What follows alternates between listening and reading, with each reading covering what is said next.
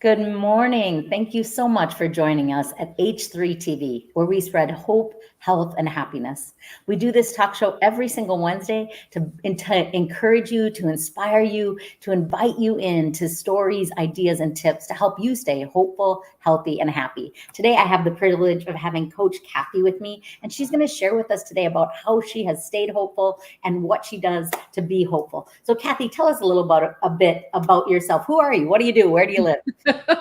That's such a huge question. I'm Cathy Liska. I run the Center for Coaching Certification. So we train coaches and then we place coaches in opportunities.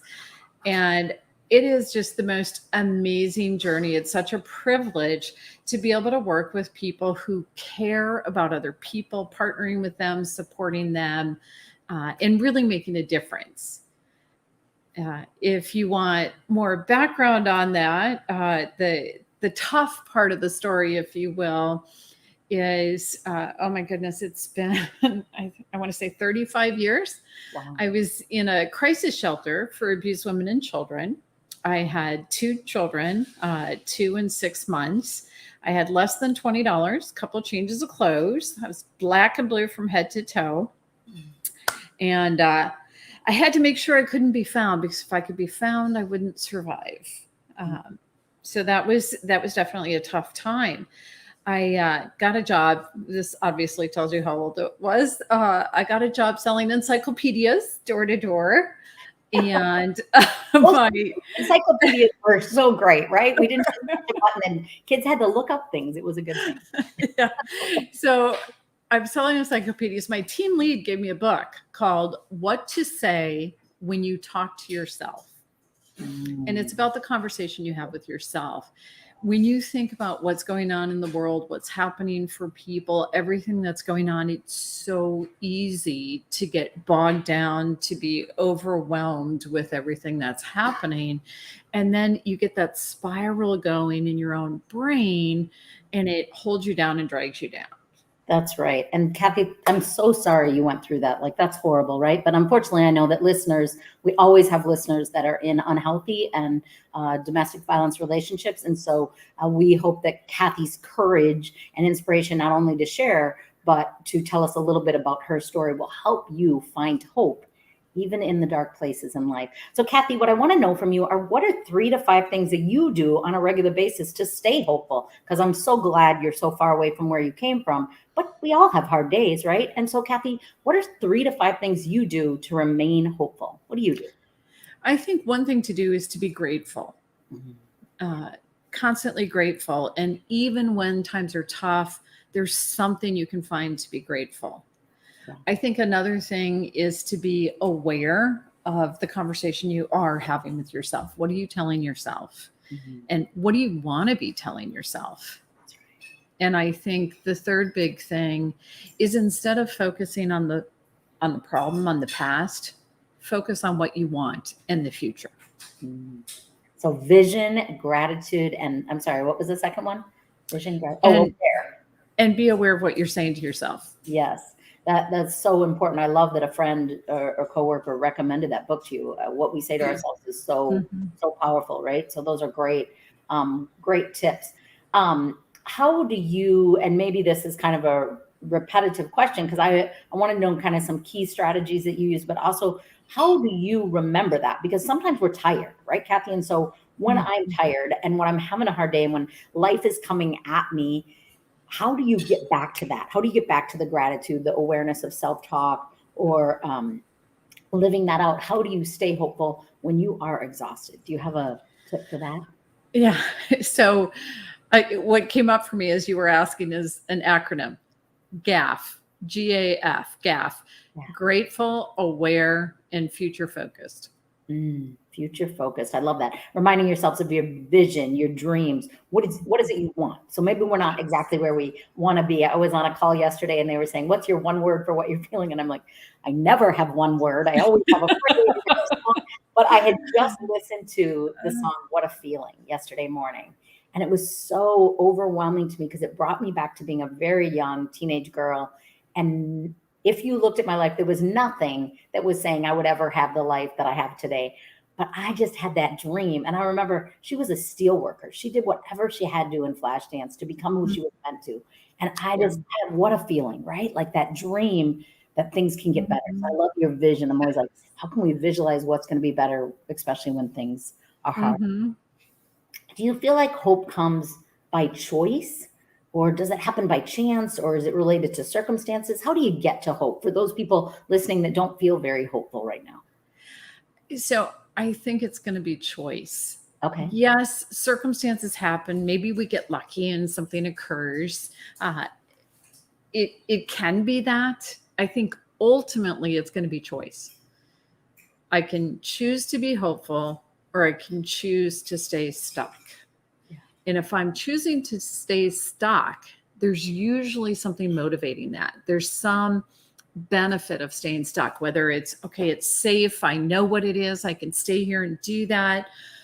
It may be staying stuck is because I'm afraid of stepping out, I'm afraid of success, I'm afraid of failure, whatever that might be.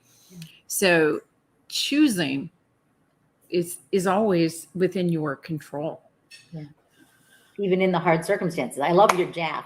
I really like to teach in acronyms too. I think it makes it easier. People are like, okay, what is it? JAF, JAF. What is that? Gratitude, aware of my thoughts, and future focused. I love that. That's a great acronym. And I think that's what you're saying, that even in hard circumstances, we can decide to choose to be hopeful, even if it's not really clear. I was reading this morning and on Facebook, and a woman said she prayed for something for 25 years. And she said many people would have given up, but now it is coming to fruition.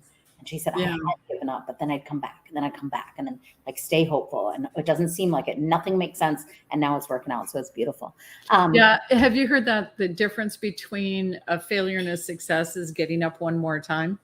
No, I love that. And it's so true, right? Yeah. One more time. One more time. So Cathy, what's the difference between hopeful and optimistic? When you think of those two words, are they the same? Are they different? What is the difference? Oh, so that's a fascinating question.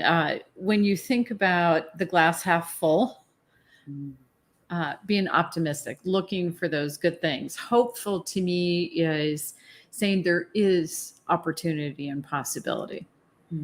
It is possible. So I think a lot of similarity. Okay, but optimistic, you're kind of saying, is focused on, or half full is like, okay, I already have it. I'm already living in it. But hopeful is kind of future, right? Like knowing what the potential is. What the potential is. Yeah, I love that. I haven't heard that. I've had a few people answer. I love hearing all the different ideas and thoughts. And I really like that, like what the potential, which I think goes back, Cathy, to your future focused. So I'm not where I want to be.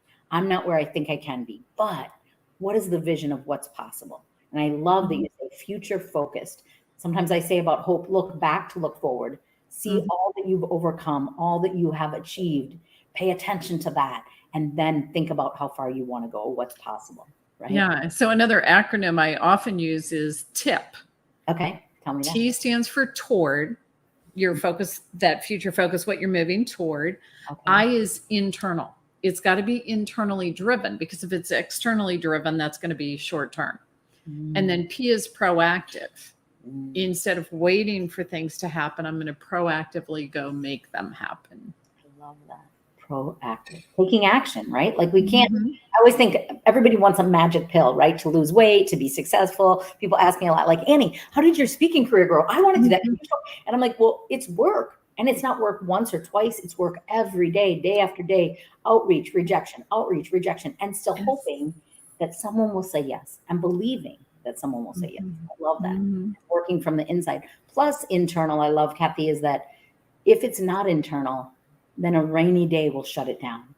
Then struggle will turn it down. But when I'm driven beyond the circumstances around me to go where I'm meant to go, I think that's great wisdom as a coach, is like, it has to be deeper than just around you. It has to be internal.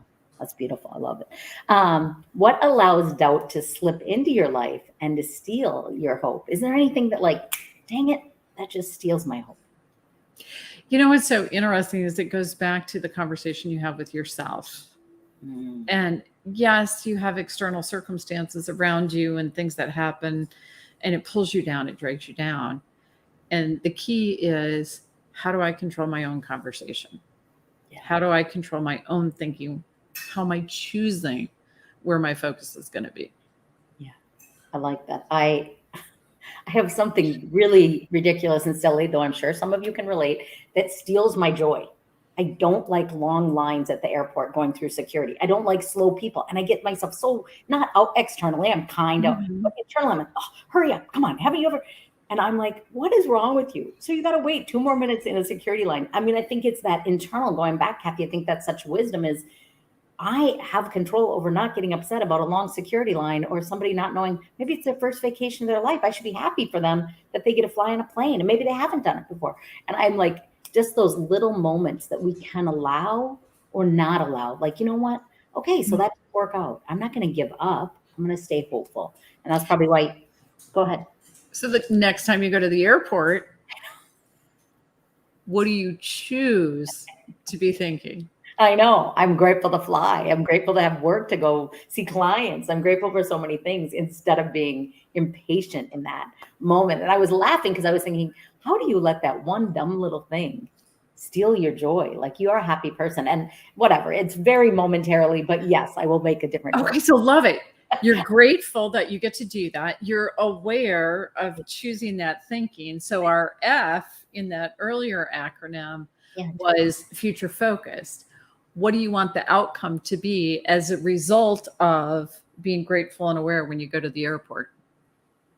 Much more kind and patient internally and externally with the people around me that have never gone through security before. Or that have, you know, when they're traveling with little kids and they have strollers, and I'm like, I've been there. I know what that's like. Like, I don't, anyway. Yeah. Oh, that was awesome. You just did our little acronym. I love that. Thank you. Thank you for your help with that. I need help at the airport. All right. So when we think about you, I want to hear from you 2 different stories. I want to hear about, what are you hopeful about personally in your own personal life? And what are you hopeful about your career? So tell us a little bit about, what are those 2 things when we think about 2022 is right around the corner. What are we thinking about for your personal and your professional life in 2022? So in terms of profession, the hope to me is it just keeps growing and expanding. Coaching adds so much value to people's life. Yeah. And I just want to keep doing that. And it's it brings up, remember the story of the starfish that washed up on the shore, and the child walking with the grandparent, and the child's throwing him in, and the grandparent says, you can't save them all. And they say, well, save that one and throw another one in. Yeah. And so professionally, that's what it's about. It's about making a difference to people and doing that in a positive way.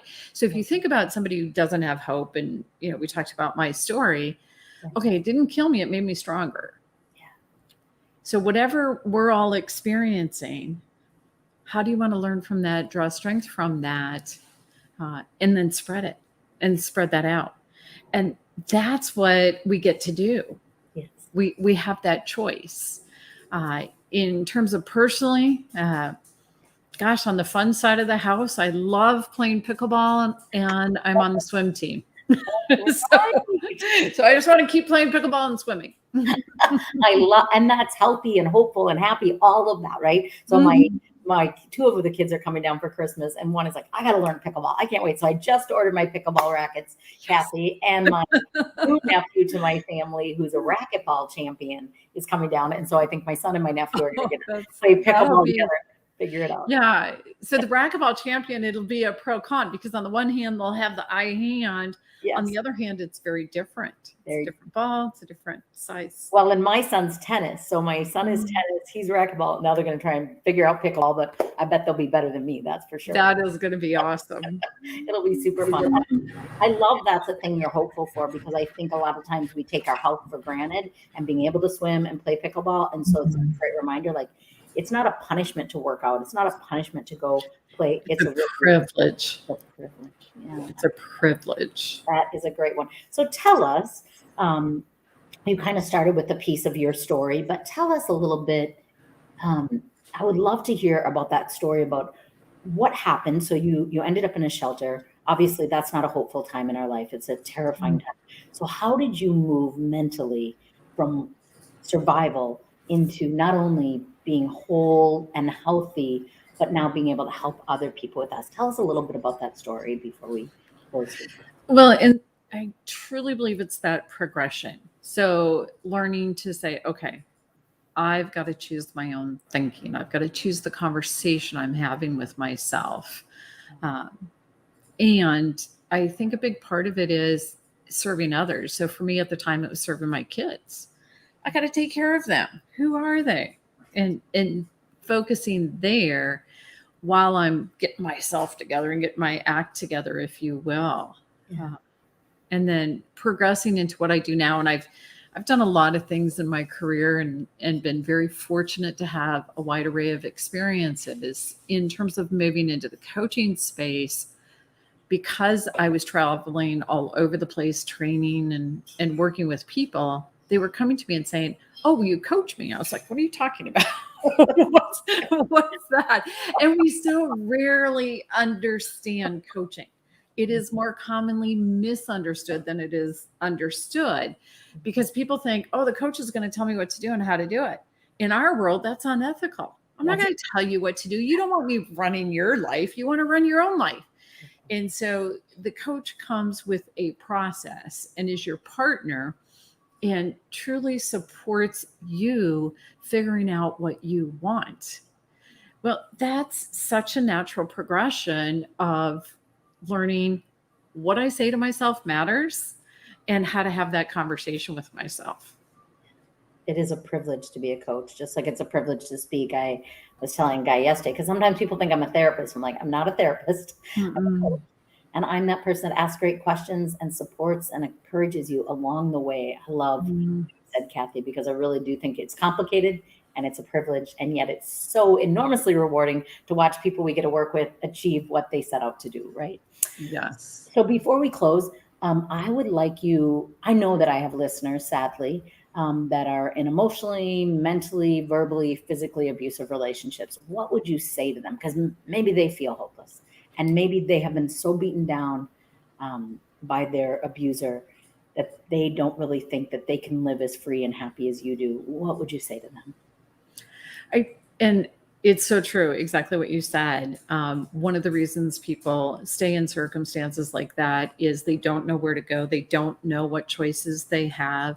And they're convinced that they don't have choices. And so it's recognizing, no, there really is a choice. Yes. And as fearful as that may be, there are a lot of things in our world to support that. There are places that you can go to get out of a domestic violence situation, and systems and support in place.